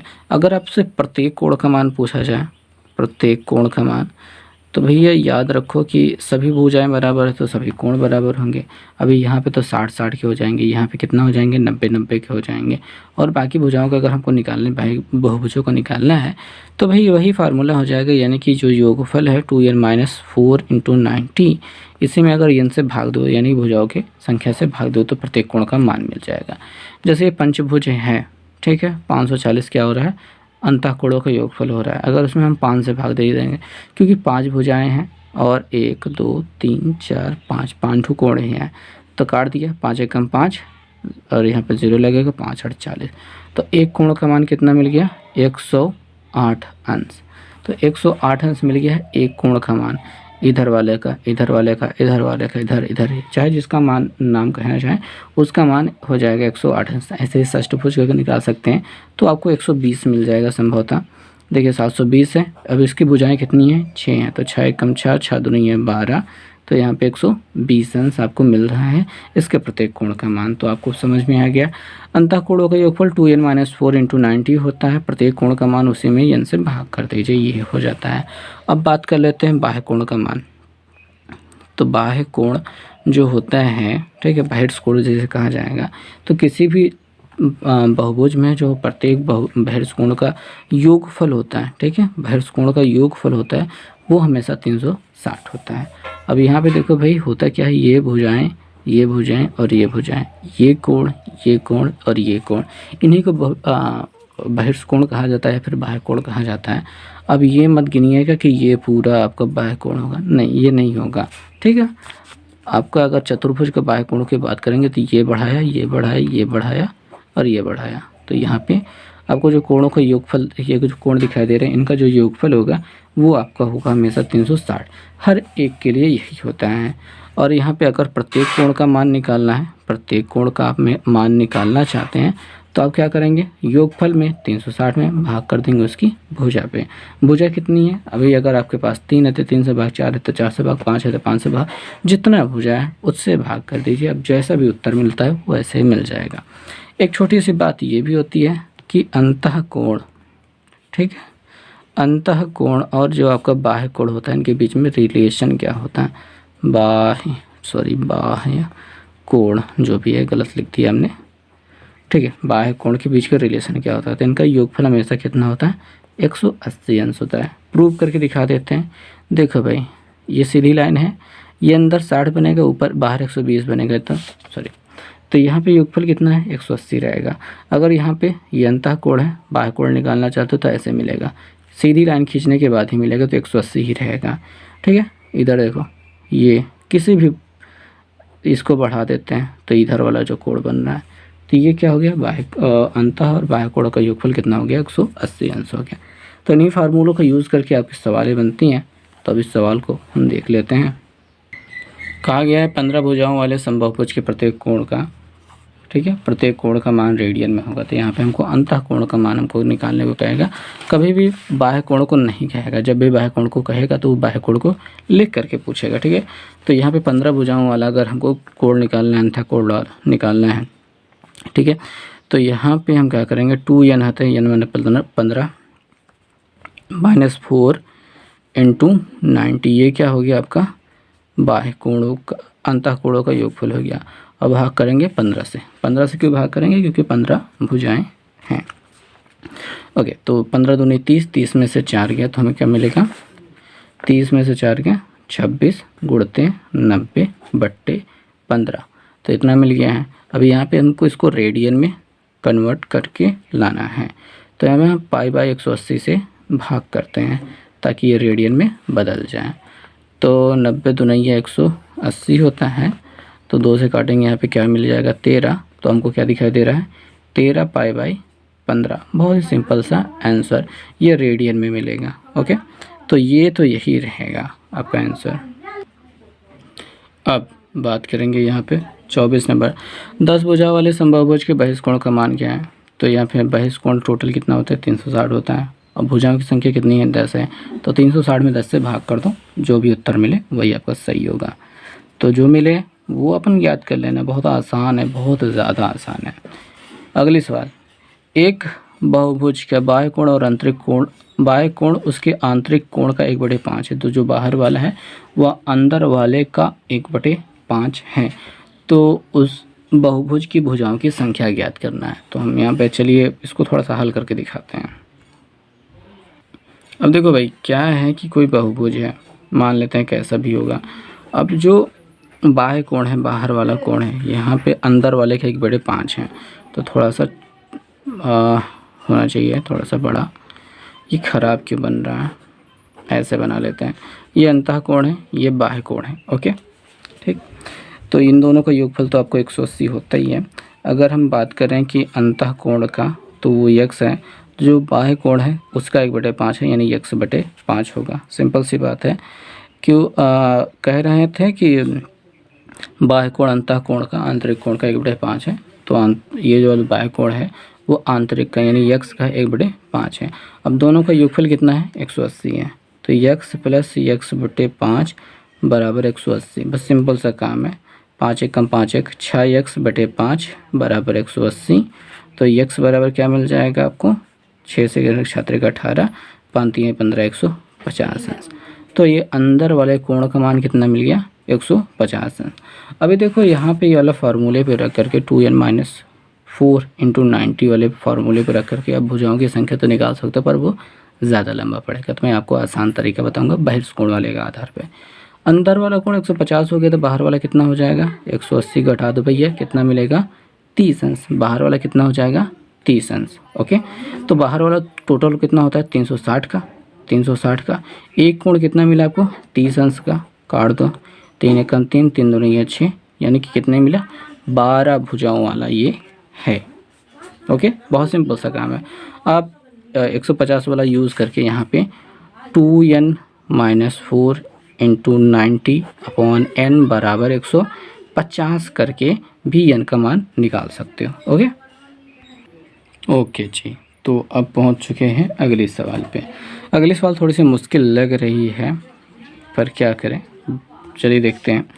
क्या कहा गया है कि दो समबाहुभुजों के कोणों का अनुपात, कोणों का अंतः अनुपात, या फिर अंतः ही अनुपात देगा, 3:2 है। पहले बहुभुज की भुजाएं दूसरे बहुभुज की भुजाओं की दोगुनी हैं, तो इसकी पहले वाले की भुजाएं दोगुनी हैं। तो उन दोनों के भुजाओं का क्या है, उनकी भुजाएं क्या हैं, ये हमको बताना है। तो इनमें से कौन सी, ठीक है, पहले बहुभुज की भुजाएं दोगुनी होने की बात कह रहे हैं, तो यहाँ पे सब में दुगुना दे रहा है। अब यहाँ पे कोणों का अनुपात कितना है आपका, 3:2 होना चाहिए। तो उसी के आधार पर हम यहाँ पे विकल्प देख कर भी कर सकते हैं, बाकी अब हल करके भी देख सकते हैं। तो भाई एक्सप्लेन करते हैं, चलिए। देखिए, कह रहे हैं कि भुजाओं के कोणों का अनुपात हम वो बाद में देख लेंगे। पहले बात तो कह रहे हैं जो पहला बहुभुज है वो दूसरे बहुभुज की भुजाएं अगर n मान लेते हैं तो उसकी दुगनी है 2n। अब यहाँ पे जो कोण का प्रत्येक कोण का मान होगा वो क्या है कि 2n होता है, तो n की जगह पे 2n हमको रखना है, 2n की जगह फिर n रखना है, और यहाँ पे क्या रखना है अपना -4 इंटू 90 अपॉन n होता है, 2n यहाँ पे रखा जाएगा। ये तो पहले बहुभुज की अंतःकोणों का योगफल हो गया, या फिर प्रत्येक कोण का मान हो गया। और यहाँ पे हम रखेंगे दूसरे वाले का, तो यहाँ पे 2n - 4 इंटू 90 अपॉन 2n ही रहेगा, तो इसमें तो कुछ बदलने वाला नहीं है। ठीक है, अब यहाँ पे अनुपात कितना है, 3:2 है। तो अब इसी को हल करते हैं। 2n, अब यहाँ पे 2n की जगह पे एक ही और 2n था, रहना चाहिए था, गलती से नहीं लिख पाए हम। ओके, 2n कट जाएगा, 90 कट जाएगा, और ये 2 आके इधर गुणा कर देगा। तो हमारा क्या बन जाएगा, ऊपर तो 2 दूनी है 4, n - 4 था, और इंटू 90 था, दूर तक कट गया, और ये वाला जो 2 था वो नीचे आके गुणा कर देगा इसके साथ। तो ये हो जाएगा 2 दूनी 4n अपॉन 4 दूनी 8। ठीक है, तो 4 दूनी 8 बराबर 3/2 के बराबर हो रहा है। और अब चाहे तो इस 2 को भी काट सकते थे, पर जाने देते हैं। इसका इधर गुणा कराएंगे, तिरछा गुणा कराएंगे, तो इधर 4 दूनी 8 n - 4 दूनी 8 बराबर 4 तिहाई 12 n और माइनस 8 - 24। बस पक्षांतर करेंगे, इसको इधर पहुंचाएंगे, उसको उधर पहुंचाएंगे, तो 12n। ठीक है, 12n - 8n, और ये 24 इधर जाएगा, तो 24 प्लस में -8 हो जाएगा। 12 में से 8 गया 4n बराबर, यहाँ पे 24 में से 8 गया, तो हमारा क्या बचेगा 16। तो 4 चौके 16 हो रहा था, n बराबर कितना मिल रहा है 4। तो यहाँ पहले वो दूसरे बहुभुज की भुजाओं की संख्या 4 हो गई, पहले वाले के 4 दूनी 8 हो गई। तो ये इस प्रकार से बनेगा। और विकल्प आप देखना चाहेंगे तो बड़े आराम से मिल जाएगा। विकल्प क्या है, 4, 8, तीसरा वाला विकल्प हो रहा है। और अब आ जाते हैं चौथे सवाल पे। कह रहे हैं दो संभव भुजों के भुजाओं में 4:5 का अनुपात है, इनको कोणों का अंतर कितना है, 9 है। बिल्कुल वैसे ही सवाल तो नहीं है, थोड़ी सी अंतर है, लेकिन है वही सवाल, कर लोगे आप। ठीक है, उसको करो, बिल्कुल करो और जल्दी से करो, आ जाएगा। आगे क्या है कि यदि 2 नियमित बहुभुजों यानी कि वही समबाहुभुजों की भुजाओं की संख्या का अनुपात इतना है, इनके आंतरिक कोणों का अनुपात इतना है, तो प्रत्येक कोण की भुजाओं की संख्या सेम वैसे ही चलेगा और वही सही आएगा। करने की कोशिश करो, उसी तरीके से आएगा। यदि एक बहुभुज के आंतरिक कोणों और बाह्य कोणों का योगफल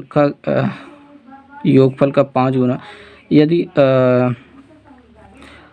यदि एक बहुभुज के आंतरिक कोणों का योग बाह्य कोणों के योग का 5 गुना हो, तो वही सिंपल सा लॉजिकल काम चल रहा है। बहुभुजों के भुजाओं की संख्या यहाँ पे आपको याद करनी है। तो भाई यहाँ पे क्या बनेगा, एक सिंपल सा तरीका मैं बता दूं कि आंतरिक कोणों का योगफल यानी कि 2n - 4 इंटू 90 ये आंतरिक कोणों का योगफल है। ये बाह्य कोणों का योगफल हमेशा 360 होता है, उसका 5 गुना है। अभी n का मान निकाल सकते हो ना, बहुत ही आराम से निकलेगा। भुजाओं की संख्या निकाली है, निकाल लो। अगला जो है कह रहे हैं एक सम पंचभुज ABCD, पंचभुज की बात कर रहे हैं, 4 दिया गया है, यहाँ पे E भी देना चाहिए था, चलिए वो गलतियाँ हो जाती हैं। कि एकांतर शीर्षों को जोड़ने पर एक पंच सितारा बनता है। ठीक है, पंच सितारा बनता है।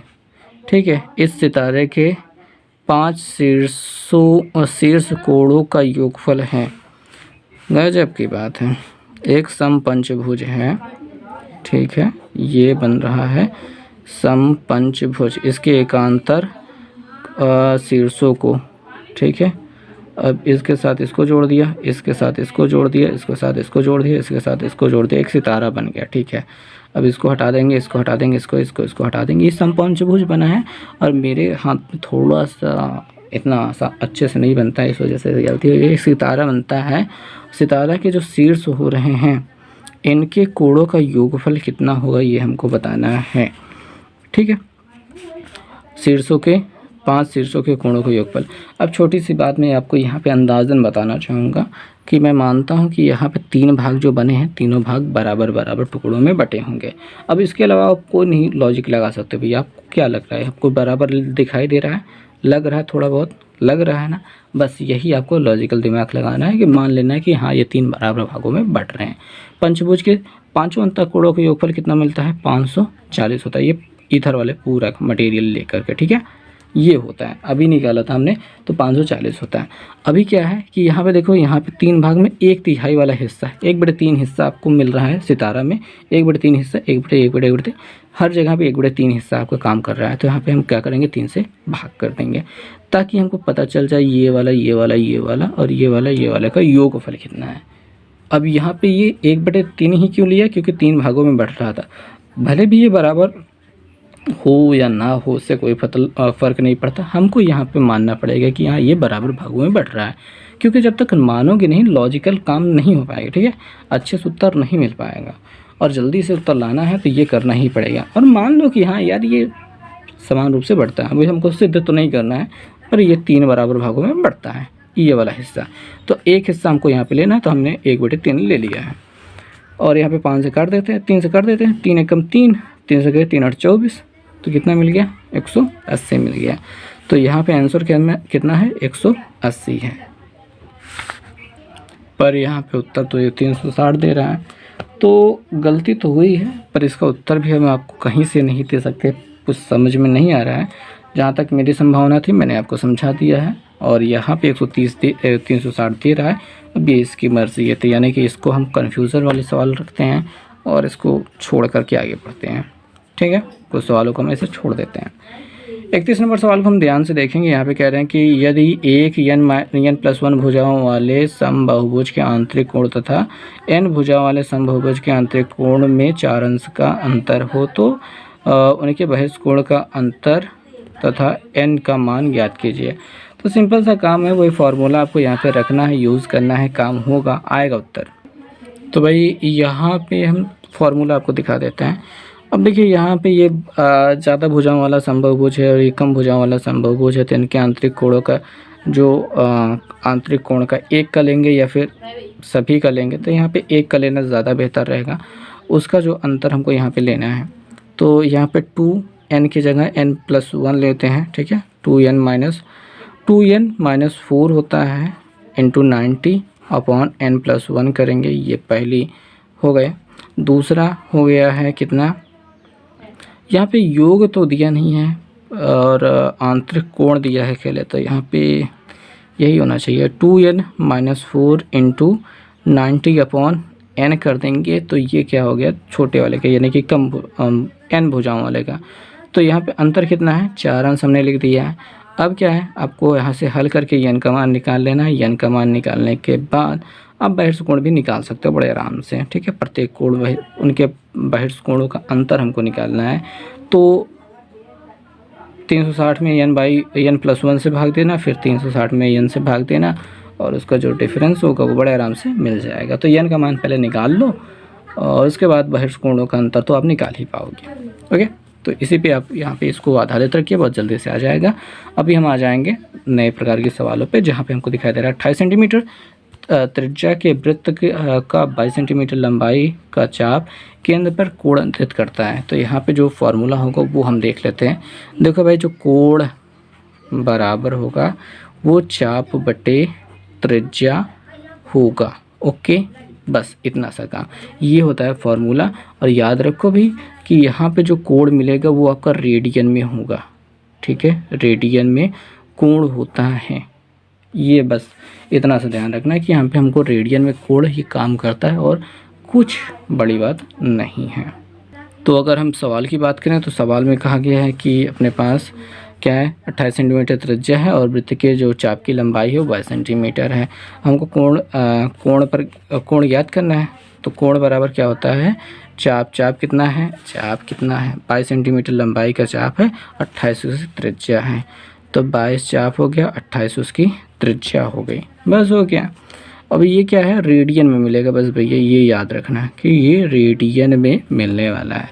अब इसको अंश में बनाने के लिए तो 22/28 है, तो इसमें हम किससे गुणा कर देंगे, हम 180/π से गुणा कर देंगे, ओके। तो ये हो जाएगा। अब यहाँ पे 22/28 है, गुणते 180 है, और यहाँ पे 22/7 ऊपर जाएगा, 22 ऊपर कट गया, यहाँ पे कट गया। और यहाँ पे 7 त्रिके 7 चौके 28, 4 मिल गया। 4 से इसको काट देंगे, 4 चौके 16 और 4 पंजे 20। तो यहाँ पे हमको क्या मिल गया, टोटल 45 अंश मिल गया है। तो कोण का मान कितना हो जाएगा, 45 अंश होगा। और रेडियन में कहना चाहो तो रेडियन में यही कह सकते हो। और बाकी याद रखने का यही फॉर्मूला है, कोण बराबर चाप बटे त्रिज्या। अब इसी पे आधारित आपके ढेर सारे भर भर के क्वेश्चन आने वाले हैं। तो जो 33 नंबर क्वेश्चन है, एक वृत्त की परिधि पर चिन्ह अंकित है और प्रत्येक दो चिन्हों के बीच की दूरी 1.1 सेंटीमीटर है, वह 45 मिनट के बराबर। तो भाई बात इतनी सी है कि ये थोड़ी सी कन्फ्यूज़न वाली सवाल थी। अभी यहाँ पे कन्फ्यूज़न जो है क्लियर हो गई है। तो यहाँ पे जो चिन्हों के बीच की दूरी दी गई है वो आपकी चाप हो गई है। बहुत सिंपल सी बात, चाप 1.1 सेंटीमीटर। और जो ये 45 मिनट के बराबर है ना, यहाँ पे ये कहा नहीं गया है पर ये कोण है। ओके, ये 45 मिनट के बराबर है और ये 45 बटे 60 अंश के बराबर है। और यहाँ पे 15 दूनी 33 45 चौके 60, यानी कि 3/4 अंश के बराबर है। यानी कि अगर हम रेडियन में बदलना चाहें तो π/180 कर देंगे, हो गया। और यहाँ पे 22/7 भी रखेंगे, लेकिन ऑप्शन क्या है 22/7, हाँ ठीक है हो जाएगा, वो बाद में देखेंगे।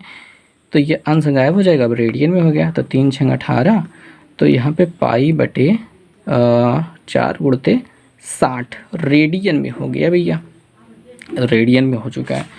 अब क्या है कि हमको निकालना है त्रिज्या। तो भैया कोण बराबर चाप बटे त्रिज्या होता है। तो त्रिज्या बराबर कोण बटे चाप बटे कोण हो जाएगा। त्रिज्या बराबर क्या हो जाएगा, चाप बटे कोण। तो चाप कितना है, 1.1 का है और कोण कितना है, यही अपना पाई नीचे रह जाएगा और ये गुणते 4 और गुणते 60 ऊपर जाएगा ना, सिंपल सी बात है। और यहाँ पे पाई का मान अब रख दो, 1.1 गुणते 4 गुणते 60 है, यहाँ पे 22 और गुणते 7 पहुँचा दो। और यहाँ से दशमलव हटा दो, 0 हटा दो, ठीक है। 11 दूनी 22 हो गया, 2 दूनी 4 हो गया और 7 दूनी 14 छंग 84, हाँ जी 84 सेंटीमीटर ये मिल गया। तो 7 दूनी 14, 14 छंग 84 हमको मिल गया है। ये क्या हो गया, अपने त्रिज्या की लंबाई हो गई है। तो सवाल तो रही अच्छी, बहुत बढ़िया अच्छी। आगे तो आगे के जो सवाल हैं वो आप खुद करने का प्रयास कीजिए। यहाँ पे दिया गया है 30 सेंटीमीटर त्रिज्या वाले वृत्त के 30 सेंटीमीटर लंबाई की जीवा खींची गई है। जीवा की इस जीवा की चाप की लंबाई ज्ञात कीजिए। अच्छा, यहाँ पे भी थोड़ा सा कन्फ्यूज़न भरा हो सकता है, तो सिंपल सी बात समझो भाई, ठीक है। तो ये भी देखो वृत्त है, 30 सेंटीमीटर त्रिज्या हो गई है, जो चाप की लंबाई हो वो भी 30 हो गई, ये भी 30 हो गई है। और ये इसको मिला दोगे तो ये संभाव त्रिभुज बन जाएगा, क्योंकि ये भी 30 ही रहेगा। तो यहाँ पे कोण कितना बनेगा, 60 अंश। बस इसी को लेने के लिए ये चाप की लंबाई 30 दी गई है। अब आपको इस चाप की यहाँ पे जीवा की लंबाई 30 दी गई है, चाप की लंबाई आपको निकालनी है। कोण आपको 60 मिल गया, त्रिज्या आपको 30 मिल गया, प्रयोग करो इसको जल्दी से। ओके, 35 नंबर सवाल में याद करेंगे, देखेंगे यहाँ पे एक पट्टा 25 सेंटीमीटर व्यास की पुली से गुजरता है और पुली पर 150 अंश का कोण आच्छादित करता है। भैया पट्टा पुली, अगर आपने 1 मिनट ब्लर हो गया, ठीक है। अगर आपने पट्टा पुली देखी होगी, ठीक है, आटा चक्की पे जाओगे या फिर आपके घर पे इंजन होगा तो आपने देखा होगा कि ये ऐसा होता है, ये धुरा होता है पुली जिसे कहते हैं, और उस पर ये पहिया यानी कि लगा होता है। पहिया क्या होता है, इसको क्या कहा है, पुली कहा गया है। इसको धुरा कहा जाता है, बीम कहा जाता है और इसको पुली कहा जाता है। अब इसी के ऊपर ऐसे ये चढ़ करके चलता है। तो ये पट्टा और पुली का हो गया, जिससे ऊर्जा का स्थानांतरण होता है, ट्रांसफ़र होता है, ट्रांसफॉर्मेशन होता है, नहीं स्थानांतरण कहेंगे। तो यहाँ पे कितना ढक रहा है, यहाँ से यहाँ तक अगर ढक रहा है तो 150 अंश मान लो, ठीक है, जैसा कि वो कह रहा है, इतना सा बात। या फिर अगर इधर से देखोगे तो भाई जहाँ से जहाँ तक टच किया है ना, ये क्या है 150 अंश। अभी यहाँ पे 180 से ज़्यादा दिखाई दे रहा है, पर मानो कि 150 तक ही टच किया है। क्योंकि आकार अगर आप बड़ा कर दोगे, इसका आकार बहुत बड़ा कर दो, इसका आकार छोटा कर दो, तो आप देखोगे कि 180 से भी कम टच कर रहा है। ऐसी स्थितियाँ बदलती रहती हैं। तो यही हिसाब हो रहा है यहाँ पे। 150 अंश का कोण बना रहा है, व्यास आपको दिया ही गया है और यहाँ पे आच्छादित करता है। पुलिस संपर्क पट्टे के भाग की लंबाई, यानी कि आपको जो आपको चाप होता है वो निकालना है। तो आप निकाल लीजिएगा। बिल्कुल आपको तरीका मैंने समझा दिया, उसी आधार पे यहाँ पे किया जाएगा। अगले सवाल पे चलेंगे। दो वृत्तों के चाप बराबर चाप उनके कोणों पर, उनके केंद्रों पर 60 और 75 अंश का कोण बनाते हैं, इनकी त्रिज्याओं का अनुपात। तो भाई यहाँ से दोनों जगह से आपको त्रिज्या निकाल लेनी है, उसके बाद अनुपात निकाल लेना है। वैसे ही उसी सूत्र पे लगेगा, बहुत ही आसान रहेगा। अच्छा, कहना चाहें तो हम ये भी कह सकते हैं कि देखो पहले वाले के लिए क्या हो जाएगी, हमको त्रिज्या, देखो भाई त्रिज्या बराबर क्या हो जाएगा, चाप बटे कोण हो जाएगा। ठीक है, कोण बराबर, देखिए कोण यहाँ पे रहता है, कोण बराबर चाप बटे त्रिज्या होता है, त्रिज्या इधर गया, कोण इधर आया। ठीक है, बहुत ही आसान। तो पहले वाले के लिए अगर हम बात करें R1, ठीक है, तो यहाँ पे कोण 60 है, तो चाप कितनी है, चाप L लेते हैं, कोण कितना है वो 60 है, और इसमें हम गुणा कर देंगे पाई बटे 180 से। हम इसको अभी गुणा नहीं कराते, बस ऐसे लिख कर करते हैं। ये त्रिज्या हो गई। दूसरे वाले त्रिज्या की बात करेंगे R2, इसकी जो लंबाई है चाप की वो भी L ही है, और यहाँ पे 75 अंश का कोण बन रहा है, पाई बाई 180 से गुणा कर दिया तो ये रेडियन में बदल गया, क्योंकि हमको रेडियन में यूज़ करना है।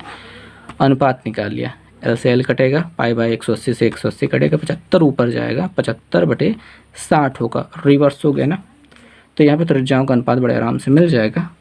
तो आप यहाँ से निकालो, इसको काट करके छोटा करो, 5 से काटेंगे तो 5 एकम 5, 5 पचम 25, 15 पचे 75, और यहाँ पे 12 पंजे 60 होता है। 3 से काटेंगे, 3 चौक 12, 3 पचे 15, यानी 5:4 आपको मिल गया। बहुत ही आसान सा काम था। आगे, 1.1 मीटर ऊंचा लड़का कितनी दूरी पर 10 मिनट का कोण अंतरित होगा। भैया यहाँ पे कोण बराबर चाप बटे त्रिज्या नहीं, 1 बटे तो आधार गुणते ऊंचाई, ऐसा कुछ कहेंगे, देखेंगे बस कुल मिला के ये है। अब ये कोण क्या है, 10 मिनट, ये वाला, तो 10 मिनट बराबर अंश में बदल गया। ठीक है, 1.1 मीटर ऊंचा है, तो हमको ये डिस्टेंस निकालनी है। तो ये किस पर लगेगा, यहाँ पे tan पे लग जाएगा, tan पे लग जाएगा, नहीं ये तो गलत हो रहा है। ठीक है, कोण बराबर चाप बटे त्रिज्या ले लो भैया, तो कोण, ठीक है, कोण बराबर चाप बटे त्रिज्या, ये आप क्या ले लो, त्रिज्या मान लो। ओके, ये त्रिज्या मान लो, जो आपको डिस्टेंस आपको निकालनी है वो r मान लो इसको, और ये इसके चाप हो गए, ये आपका कोण हो गया थीटा। तो ऐसे करके आप इस पे रखो, मिलेगा। कोशिश करो निकलेगा। अब हम अगले वाले सवाल पे चलेंगे, क्योंकि ये वीडियो थोड़ा सा लंबा ही जा रहा है। ओके, यदि कोई व्यक्ति 70 सेंटीमीटर त्रिज्या वाले वृत्ताकार रास्ते पर दौड़ते हुए प्रति सेकंड 18 अंश का कोण घूम जाता है, तो उसकी चाल क्या होगी। बहुत ही सिंपल सा काम है। वो 18 अंश घूम रहा है, तो 18 अंश बराबर जो आपकी लंबाई है वो निकाल लेना है। बात समझो, आपको निकाल लेना है चाप। चाप बराबर हो जाएगा कोण गुणित त्रिज्या, कोण गुणित त्रिज्या। फार्मूला वही रहेगा, उसी को थोड़ा सा बदल दिया हमने। कोण कितना है, 18 है, इसमें हम गुणा कर देंगे पाई बाई 180 से, ये हो गया आपके लायक का। त्रिज्या कितनी है, कोई व्यक्ति इतना 70 सेंटीमीटर त्रिज्या वाला, लो भैया 70 सेंटीमीटर त्रिज्या हो गई। ओके, 18 से काटोगे तो 10 मिलेगा, पाई का मान 22 रखोगे, बटे 7 करोगे, गुणते 10 है, और यहाँ पे 70 है। ठीक है, 7 दाम 70 कट गया, कितना मिला आपको, 22 सेंटीमीटर मिला। यानी कि वो 18 अंश जो गोल गोल घूम रहा है, यहाँ से यहाँ तक 18 अंश गोल घूम रहा है, वो 22 सेंटीमीटर जा रहा है। और तो 22 सेंटीमीटर 1 सेकंड में जा रहा है, तो 22 उसकी 22 सेंटीमीटर प्रति सेकंड उसकी चाल होगी। बहुत सिंपल सा काम है। ओके, आगे वाले सवाल पे चलेंगे। यहाँ पे कह रहे हैं एक गाड़ी के पहिए की त्रिज्या दी गई है, 1/9 सेकंड में वह 80 अंश कोण घूम जाती है, 4 किलोमीटर प्रति घंटे में। बिल्कुल वही तरीके से सवाल मीटर प्रति सेकंड में निकाल के किलोमीटर प्रति घंटे में बदल देना। अगले वाले सवाल पे चलेंगे। समद्विबाहु समकोण त्रिभुज, समद्विबाहु समकोण त्रिभुज के बहिष्कोण का मान रेडियन में होगा। तो बहिष्कोण का मान रेडियन में क्या होगा। अगर मैं बात करूँ यहाँ पे समद्विबाहु समकोण त्रिभुज, तो भैया समद्विबाहु समकोण त्रिभुज ये होता है, इसकी ये दोनों भुजाएं बराबर होंगी, ये कभी नहीं बराबर होगा। ठीक है, यहाँ पे बहिष्ठ कोण निकालोगे हमेशा 90 अंश होगा। यहाँ से बहिष्ठ कोण निकालोगे ये एक हो सकता है, और देखो अगर इसको बढ़ा दोगे तो ये एक होगा, ये भी एक होगा, दोनों मतलब यहाँ पे कोण मिलेंगे। अच्छा, यहाँ पे बढ़ाओगे शीर्षापी में कोण ही होंगे, बराबर ही होंगे। ओके, तो एक कोण का मान निकालना है। यहाँ पे 90 हो गया। अगर ये समद्विबाहु त्रिभुज है तो इधर वाले कोण भी क्या होंगे, बराबर होंगे, तो जो आपस में 45-45 बांटेंगे। तो अगर ये अंदर वाला 45 हो गया तो ये कितना हो जाएगा, निकाल लो 180 में घटा के। 180 में घटा के 45 को निकालो भैया, कितना कोण मिलेगा। और हमको यहाँ पे निकालना क्या है, रेडियन में निकालना है। ठीक है, अच्छी बात है। यहाँ से 5 मिला और 7 में से 4 गया 3, 135 मिल गया, 135। अब इसमें आप पाई बटे 180 से गुणा कर दो और निकालो भाई पाई के रूप में कौन सा मिलेगा, निकालो इनमें से कौन सा सही होगा। ठीक, 41 नंबर सवाल, उस पर चलेंगे। कहा गया है कि 4 सेंटीमीटर व्यास का वृत्त 14 सेंटीमीटर व्यास के एक वृत्त पर बिना फिसले लुढ़कता है। लुढ़कते वृत्त के एक पूर्ण चक्कर द्वारा 14 सेंटीमीटर व्यास के केंद्र पर बनाया गया कोण। बहुत ही सिंपल सा सवाल है। देखो सोचने में बहुत लंबा लग रहा है, पर अगर आप बात को समझने की कोशिश करोगे तो बहुत आसान लगेगा। कह रहे हैं कि 4 सेंटीमीटर व्यास का एक वृत्त 14 सेंटीमीटर व्यास के वृत्त पर बिना फिसले। देखिए 14 सेंटीमीटर व्यास का वृत्त अगर कहा जाएगा तो ये 14 हो गया, तो इसकी त्रिज्या कितनी हो गई, 7 सेंटीमीटर हो गई। ठीक है, ये बड़ा है और ये 4 सेंटीमीटर व्यास वाला मतलब छोटा होना चाहिए, तो इसकी त्रिज्या कितनी हो गई, 2 हो जाएगी। अब ये इसके ऊपर ऐसे लुढ़क रहा है, तो एक चक्कर पूरा लगाएगा तो अपने ये परिधि के बराबर ही तो जाएगा, इतने दूर तक जाएगा, तो इसकी परिधि क्या हो जाएगी, 2 पाई आर हो जाएगी। तो 2 हो जाएगी, पाई हो जाएगी, आर बराबर 2 हो जाएगा, 2 नहीं है 4 पाई सेंटीमीटर हो गई। तो यहाँ से चाप की लंबाई कितनी मिल गई, 4 पाई सेंटीमीटर।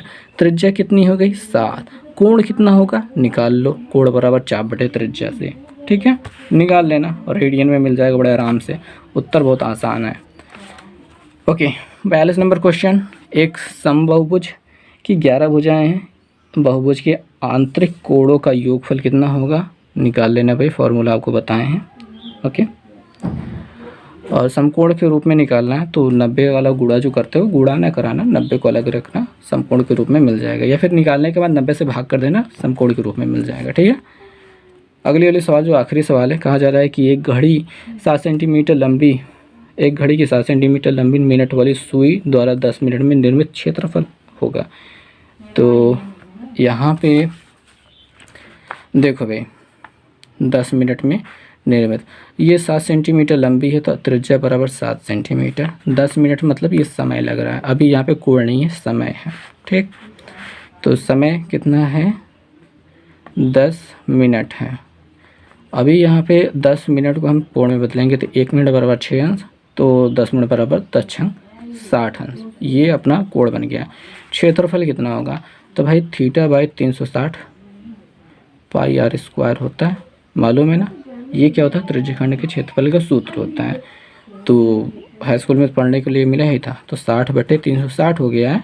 पाई का मान आप 22/7 रख दो, रखना चाहो तो त्रिज्या का मान क्या है, 7 स्क्वायर है। अब हल करो इसको, उत्तर निकालो, बहुत ही आसान सा है, उत्तर मिल जाएगा। तो इनमें से कोई एक विकल्प आपको मिल जाएगा। तो इस वीडियो में बस इतना ही।